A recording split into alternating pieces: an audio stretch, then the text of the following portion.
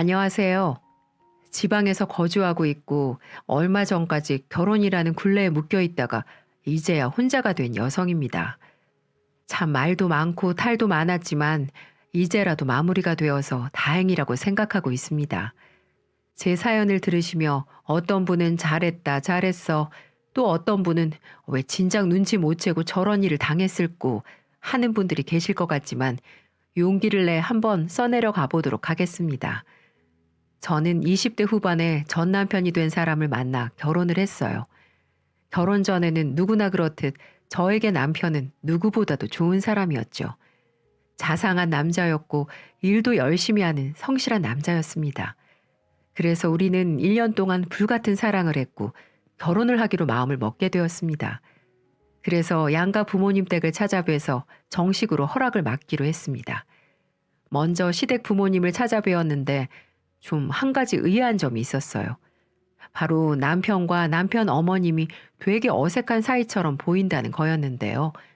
처음 시댁으로 들어갔는데 남편이 시어머니를 보더니 거의 인사를 하는 둥 마는 둥 하더라고요. 시어머니가 왔냐고 먼저 물으시는데도 네 라고만 대답을 한 뒤에 곧바로 아버님께 인사를 시키는 겁니다. 저는 그걸 보면서 이 사람에게 그동안 보지 못했던 모습들을 봐 좀 당황스러웠습니다. 이 사람한테 이렇게 차가운 면이 있었나 싶더라고요. 시댁에서 대화를 하는 내내 시어머니는 굉장히 조용하게 앉아 계시며 저희들의 대화를 듣고만 계셨고 시아버지만 저에게 대부분 질문을 하셨어요. 남편도 아무렇지 않게 시아버지와만 거의 대화를 하면서 저를 소개시켰고요. 그렇게 시댁에서 대화를 하는 내내 시어머니는 거의 말씀을 하지 않으셨고 거의 그 공간에 없는 것처럼 계셨습니다. 한참을 그렇게 있다가 저녁과 디저트까지 먹고 인사를 드린 뒤 남편이 저를 집에 데려다 주는 길에 제가 어머니에 대해 물어봤어요. 아무리 생각해도 어머니는 그곳에서 거의 없는 사람 취급을 받고 계신 것 같아 보였거든요.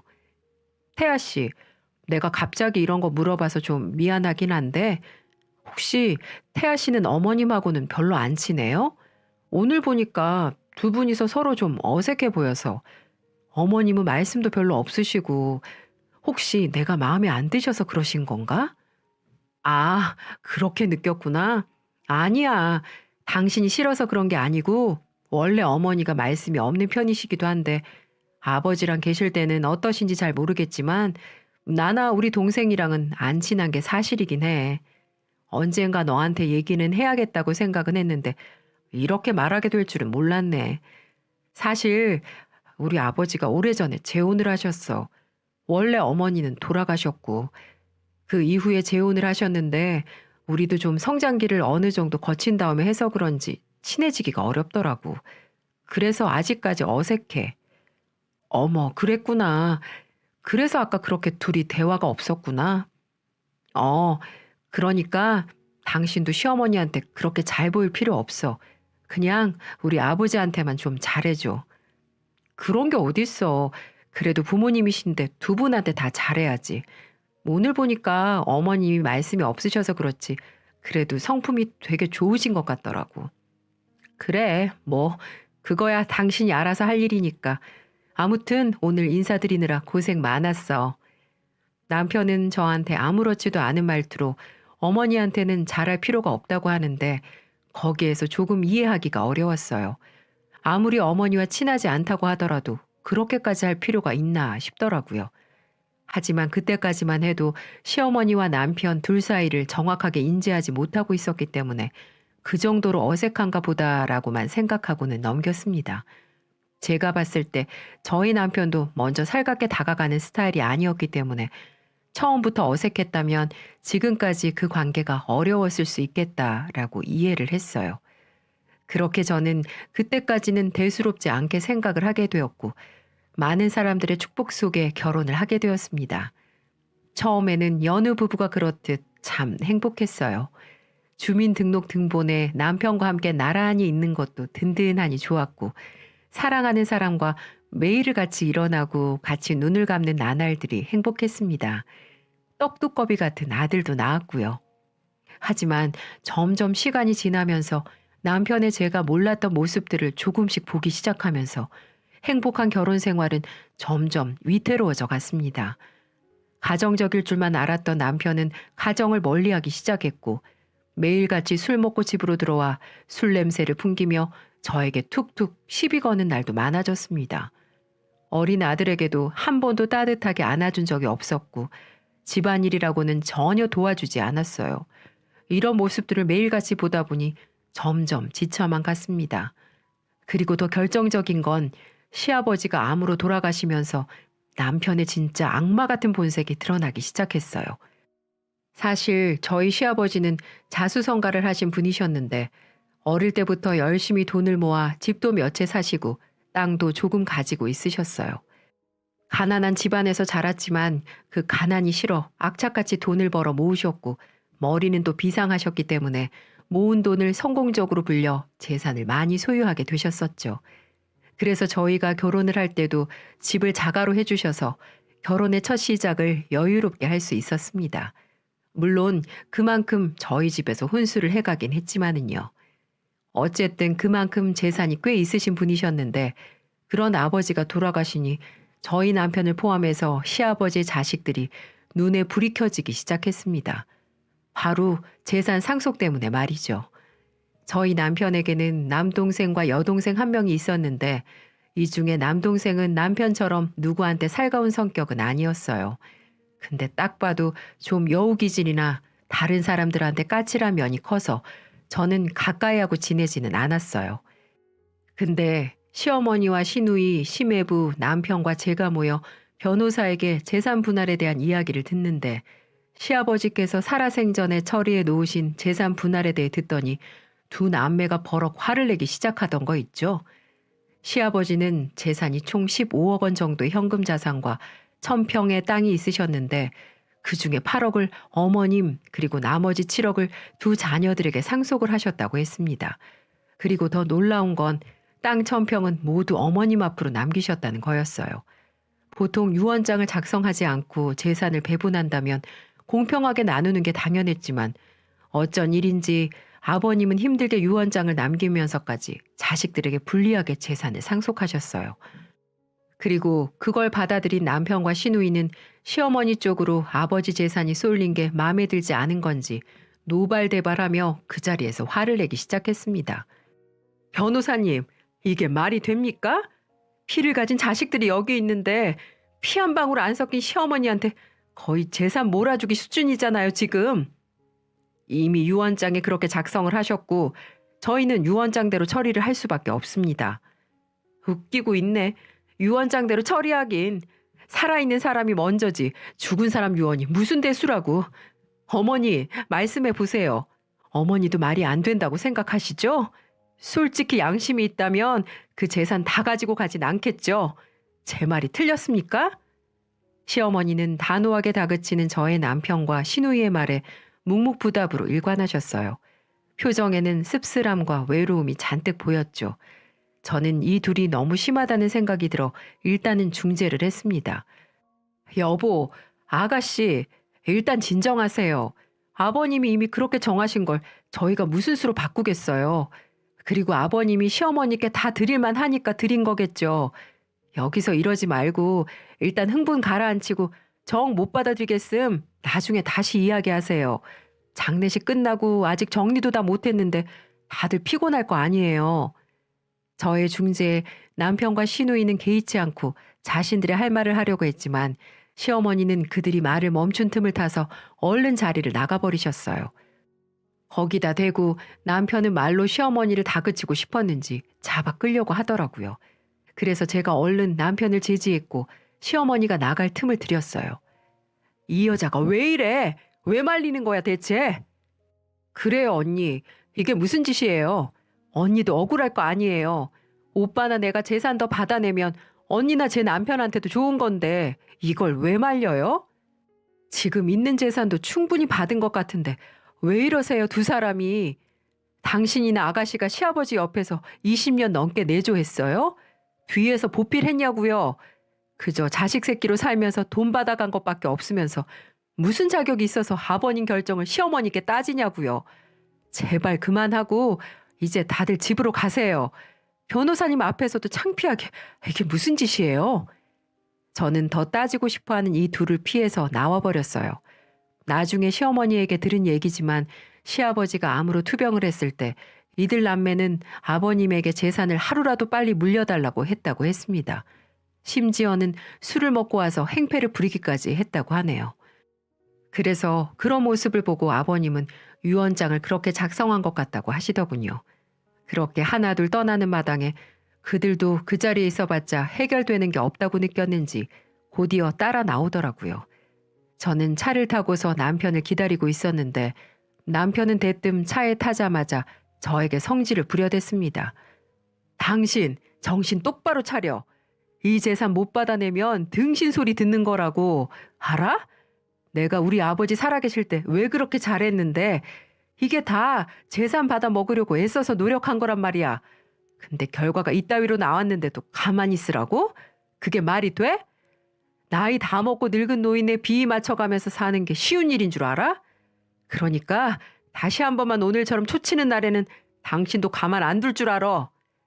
남편은 차에 타자마자 저에게 거침없이 무서운 소리를 하며 협박 아닌 협박을 했어요.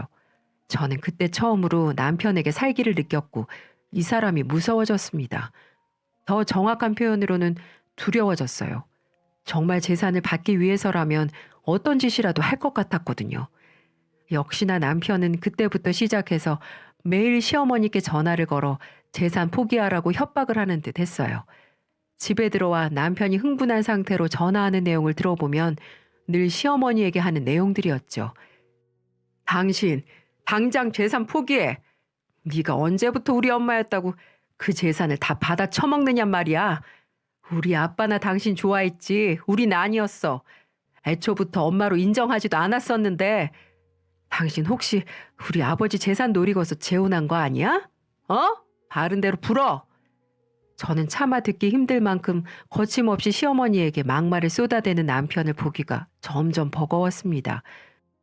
그리고 당장이라도 달려가서 그 전화를 끊어버리고 싶었지만 처음 남편에게서 살기를 느꼈던 그때가 떠올라 두려움에 말릴 수가 없었어요. 근데 저희 시어머니도 독하신 분인지 그 전화에 대고 늘 아무 말씀도 안 하신 채로 듣기만 하시는 것 같더라고요. 남편은 한참을 자신이 할 말만 쏟아내다가 벼랑간 야, 무슨 말이라도 해. 이 여자야. 늙어빠진 노인네가 치매가 왔나? 왜 대답을 못해? 라고 화를 냈거든요. 점점 비난과 협박 수위가 넘어가는 남편을 보면서 예전에 제가 알던 남편이 아니라는 것을 깨닫게 되었어요. 그리고 우리 아들도 아빠를 두려워하고 무서워하는 모습을 보게 되면서 이 결혼을 계속 유지하는 게 맞는 건가 싶었습니다. 그리고 남편은 결혼 이후 한 번도 가장의 모습을 보인 적도 없었고 모든 게 다 자기중심적으로 돌아가야만 했습니다. 술만 먹으면 저와 아들에게 진상을 부리는 날들도 하루하루 늘어갔고요. 더 이상 이런 사람과 살고 싶지 않다는 생각이 들더군요. 우리 아들의 정서에도 악영향이 올 것 같아 굳게 마음을 먹기로 했습니다. 저는 그 뒤로 이혼에 대해서 알아보면서 남편과의 이혼을 하나둘 준비해 나갔어요. 이혼을 준비하는 과정에도 남편의 개망나니 행동은 계속되었습니다. 시어머님에게 간 재산을 어떻게든 빼앗으려고 소송도 준비하기도 했고 찾아가서 행패를 부리기 시작했어요. 남편은 어머니와 전화로 말이 통하지 않으면 시어머니의 집까지 찾아가서 협박을 하는 듯 했습니다. 거기에는 시누이까지 같이 합세해서 난리를 피우고 있었죠. 근데 이 둘이 무슨 꿍꿍이가 있는 건지 한동안 협박을 멈추더니 나중에는 아예 조용히 지내더라고요. 재산에 대해서 말도 꺼내지 않고 그냥 시아버지가 돌아가시기 전의 모습처럼 돌아가 아무렇지 않게 일상생활을 했습니다. 그리고 저에게 대뜸 남편이 시댁에 어머니께 가자고 하더군요. 여보, 주말에 시간 비워놔. 동생이랑 어머님 찾아뵙기로 했으니까. 시댁에 찾아간다고? 왜? 또 가서 무슨 짓을 하려고? 한동안 조용하게 지내는 것 같더니만. 당신 또 무슨 말을 그렇게 하냐? 내가 요즘 조용히 지내는 거 보면 모르겠어? 한참 어머님께 퍼붓긴 했지. 그랬는데 동생이랑 이야기를 해보니까 우리가 좀 심했던 것 같더라고.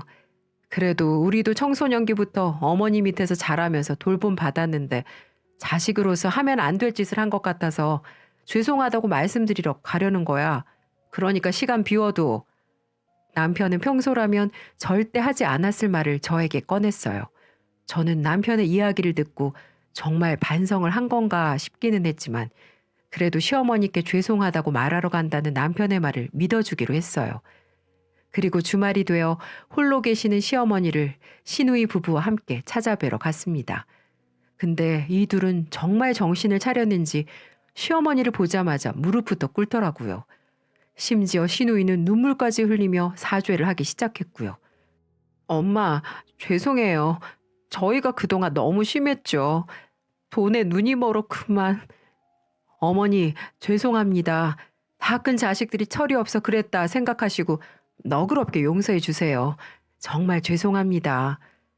이 둘은 누가 봐도 진심 어린 사죄를 하는 듯 했어요. 그 뒤에서 저와 시매부까지 같이 덩달아 무릎을 꿇고 어머님께 사죄의 말씀을 드렸죠. 근데 시어머니는 말씀이 없으신 분이셨지 절대 약하신 분이 아니셨어요. 그동안 말씀을 하지 않으셨던 것도 시어머니가 할 말이 없어서가 아닌 아이의 상종을 하기 싫어 안 하셨던 모양이더라고요. 됐다. 이제라도 알면 되었으니 들어와서 밥 먹어. 시어머니는 더 구태여 말을 섞지 않고 그들에게 저녁을 먹였어요. 그리고 그날 남편과 시누이는 시아버지가 생전에 살아계실 때도 잘 보여주지 않았던 모습들을 시어머니에게 보여주었죠. 저는 그들이 정말로 반성을 한 거라고 생각을 했어요. 참 생각이 짧았던 거죠. 그 뒤로도 남편은 이제껏 볼 수 없었던 모습들을 계속해서 보여주었습니다. 시도 때도 없이 시어머니에게 전화해서 안부를 묻고 건강이 조금이라도 안 좋다고 하면 큰일이라도 난 듯 병원으로 모시고 갔어요. 저도 제 생활에 바빠 시어머니를 너무 못 챙겨드린 건가 싶어서 가끔씩 시댁으로 방문해 시어머니의 일을 도와드리곤 했었어요. 그때마다 시어머니는 저한테 정말 고마워하셨고요. 그렇게 전 남편과의 이혼을 결심했지만 갑자기 어머님뿐만 아니라 집에서도 저와 아들에게 자상하게 변해가는 모습을 보고 이혼 생각을 접게 되었습니다. 전 그때 남편이 뒤늦게 정신을 차렸다고 생각을 했어요. 그런 생활이 한동안 쭉 이어졌으니까요. 그렇게 한동안 가족들에게 평범한 일상이 이루어지고 있었어요. 아니, 그렇다고 믿고 있었죠. 저희는 아무 탈 없는 생활로 거의 6년 가까이를 그렇게 살았습니다. 저는 모든 것이 안정된 것 같아 그제서야 마음을 놓고 일상을 누리고 있었어요. 근데 남편과 시누이는 아니었더라고요. 그들은 그들만의 전쟁을 치르고 있었죠. 그 사실을 알게 된 계기는 어느 날 신우네 가족이 집에 놀러 온 날로 시작이 되는데요. 주말에 신우네 가족과 모여서 고기를 맛있게 구워 먹고 후식으로 과일을 먹고 있던 중이었어요. 한참 TV에 빠져서 재미나게 보고 있는데 순간 신우와 남편이 안 보이더라고요. 하지만 그것도 별스럽지 않게 생각하고 TV를 보다 문득 핸드폰을 안방에 놓고 온 것 같아 가지러 가려는데 그 안에서 대화하는 소리가 들려왔습니다. 아, 그 노인네 진짜 뭐 하자는 건지. 우리가 이 정도로 잘했으면 뭐라도 나눠줘야 할 거 아니야. 며칠 전에 5천만 원 도와달라고 하니 왜 꿈쩍도 안 하는 거야. 짜증나게. 마음 같아서 지금이라도 다 엎어버릴까 보다. 아, 나도 몰라 진짜. 그 노인네한테 내가 드린 공이 얼만데. 그래도 6년 전에 사회에 기부한다는 거 우리가 겨우 말렸잖아. 그때 우리 만약에 고개 숙이고 안 들어갔으면 아마 그 돈 전부 기부금으로 들어갔을걸? 그러니 오빠 조금만 참자. 그래, 현실이 이러니 어쩔 수 없지. 그 인간 어차피 오래 살아봤자 20년이야. 그때까지 그냥 숨 죽여서 살다가 그냥 재산이나 상속받자고. 안 그래도 이 마누라녀는 주말마다 시어머니 찾아가서 싸바싸바 하는 것 같은데 그거라도 하고 있으니까 내가 좀 덜하고 있지. 아휴, 전화하는 것도 싫다 나는. 그 목소리 듣는 거 아주 끔찍해. 그것 때문에 마누라한테도 요즘 기고 있잖아 내가. 조금이라도 할망구 욕하는 날에는 또 초칠지 몰라서. 재산만 받아내면 이 가짜는 것들 한 방에다 쓸어버릴 수 있는데 말이야. 아씨. 그들의 놀라운 대화 소리에 저는 안방에 들어가려던 걸 멈추고 그대로 뒤를 돌아서야 했습니다. 그리고 그들의 놀라운 이중성에 그만 질려버리고 말았어요.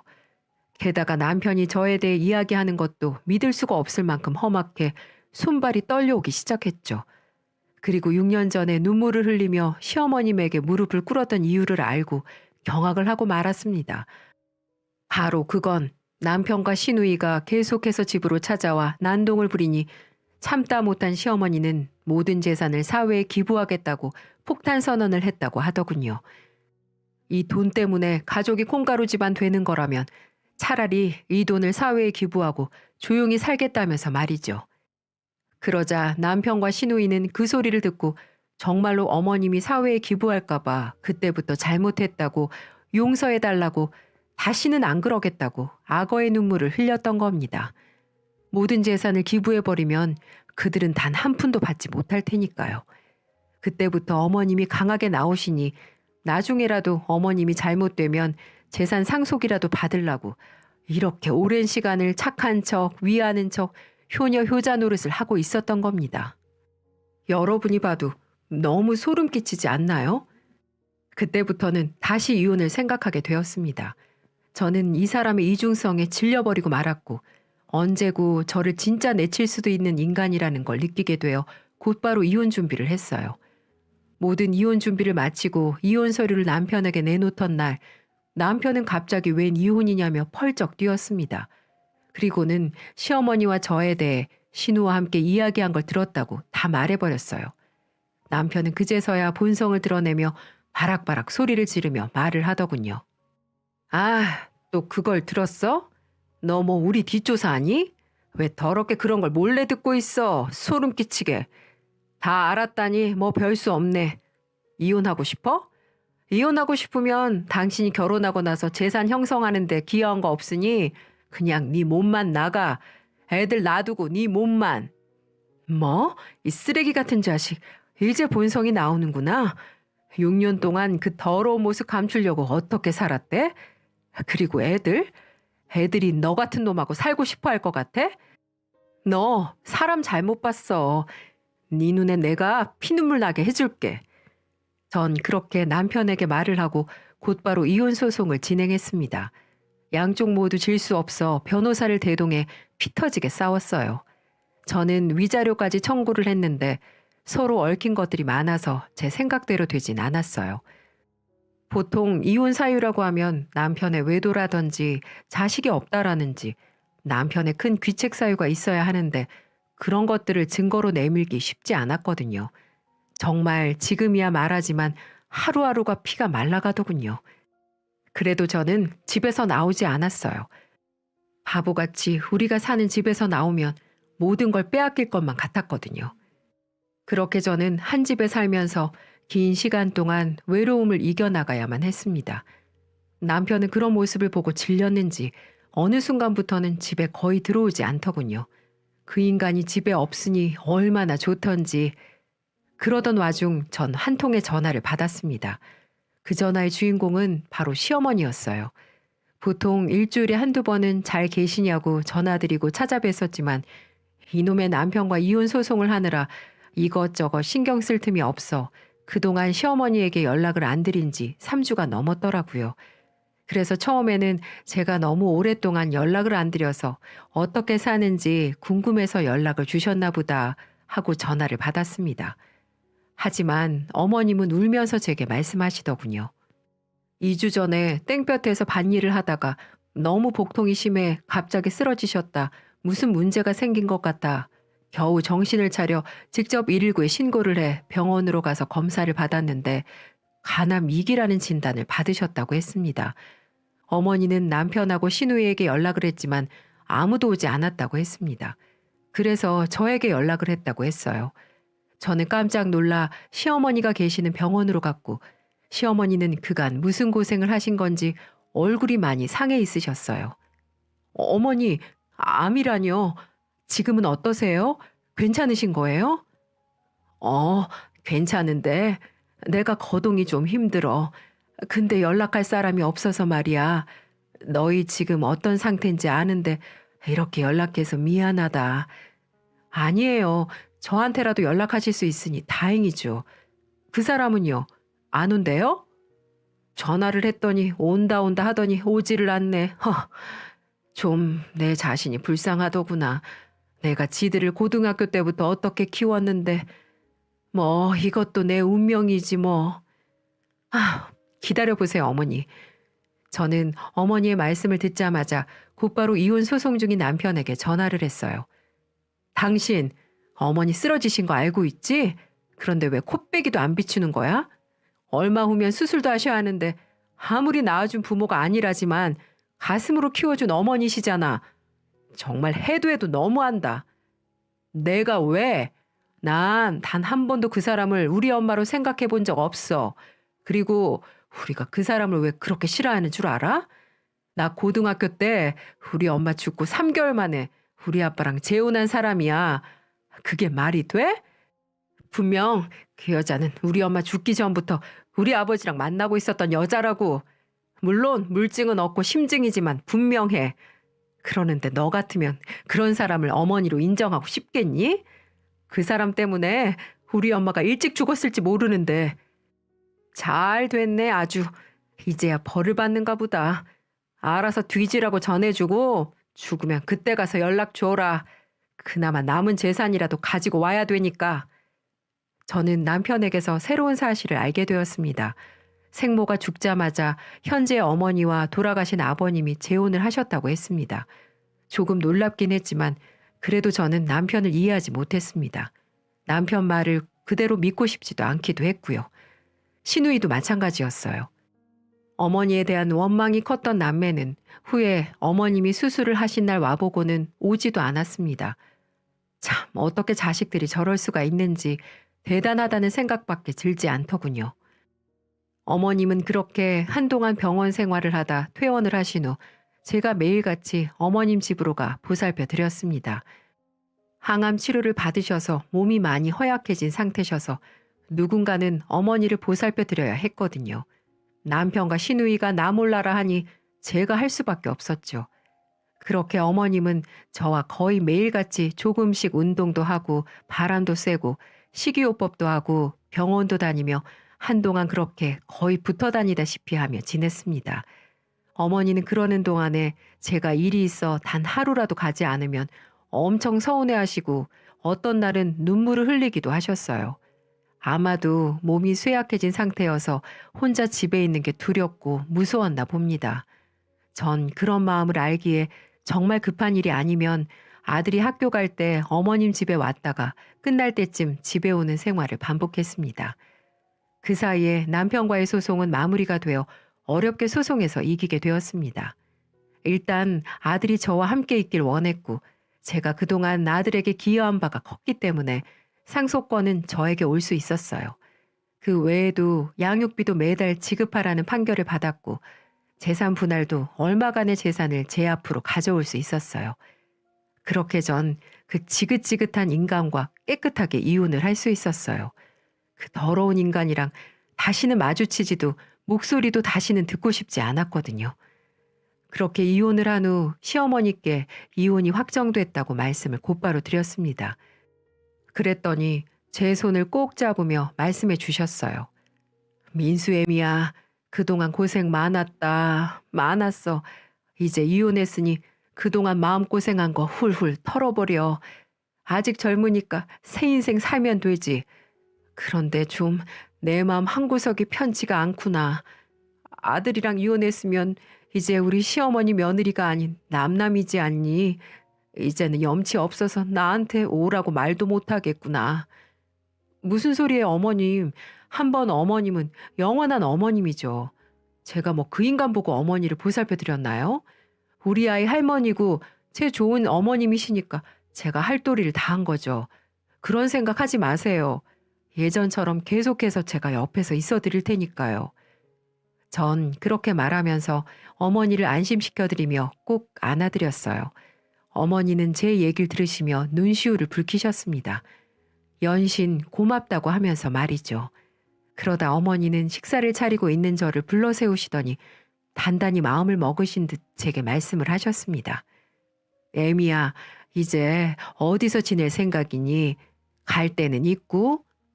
네, 지금은 당분간 친정에서 지내다가 서서히 알아보려고요.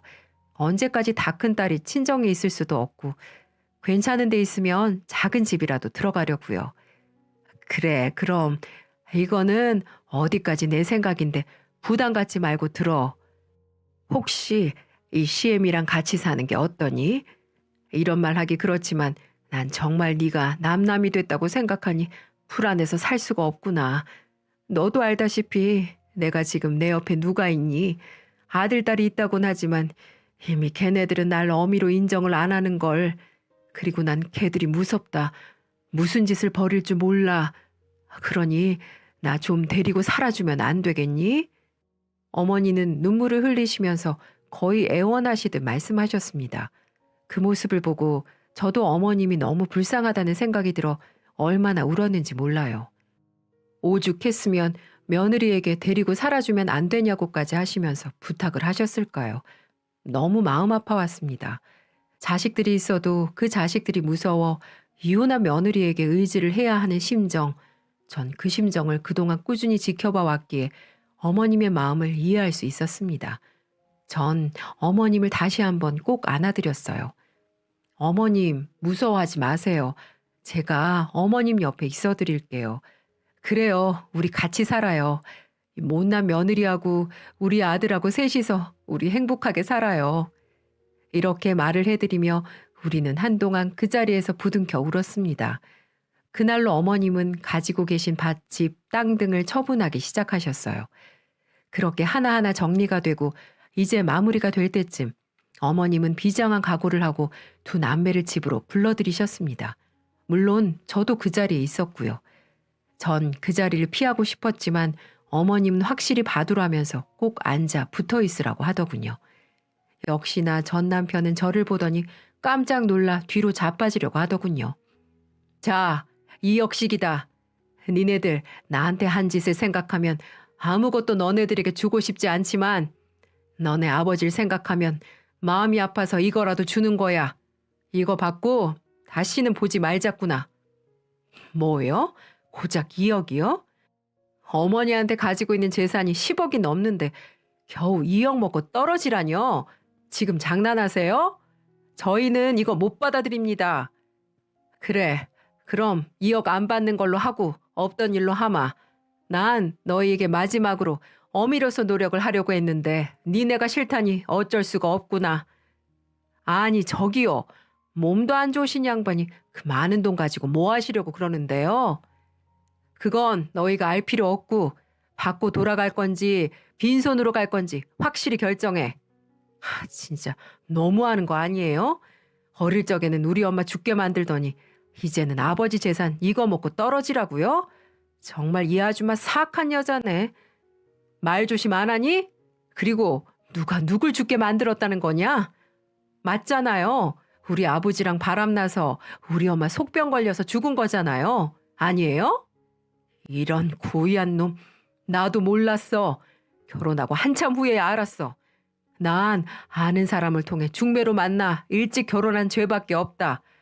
이런 나쁜 놈들 같으니라고 내가 너네들을 받아들이면서 어떻게 키워냈는데 그걸 우리가 믿으라고요?